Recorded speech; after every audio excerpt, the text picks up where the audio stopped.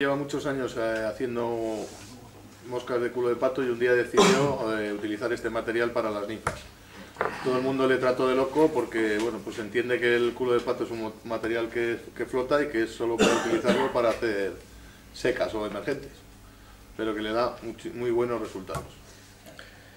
Alors en fait, le croupion de canard a des qualités subaquatiques qui sont très importantes parce que c'est très souple, ça bouge aussi dans l'eau.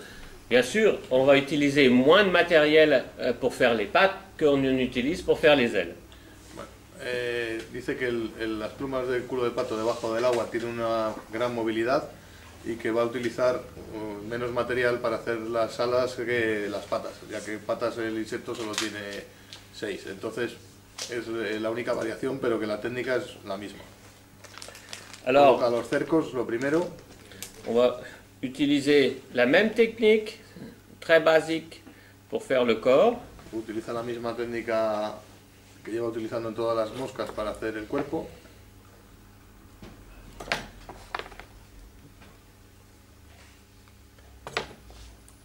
Donc torsadé. Se retuerce, se enrolla, eso como todas. Y para que le dé la forma cónica es conveniente darlas muy juntas las vueltas. Et on va simplement laisser arrêter pour laisser un peu plus de place pour faire les pattes et le thorax. Hay que parar antes de llegar a la cabeza para dejar un pequeño espacio para hacer el cuerpo y el tórax.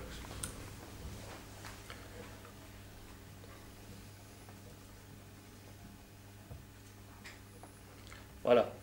Alors, on va utiliser la table, utiliser un petit peu de dubbing. Va a utilizar otra vez la tabla, coge un poco de dubbing.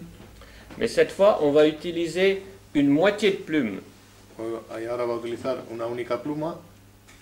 On va couper, enlever la moitié de plume d'un côté. Y como va a utilizar para hacer las patas de una ninfa, solo va a utilizar la mitad de las fibras.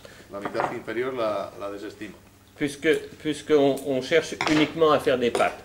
Porque simplemente busca que eso imite a las patas.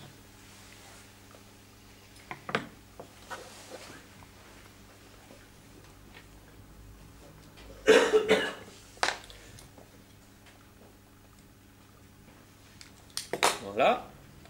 Quelques tours avec le porte-bobine.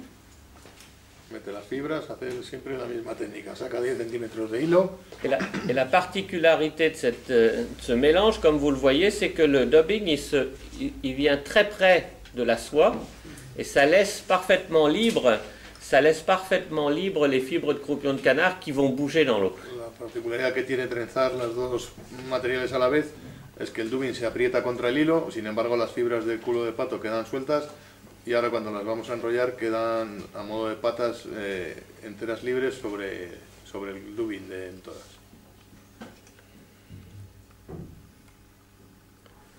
Alors, on va juste faire 2 nœuds derrière la bille.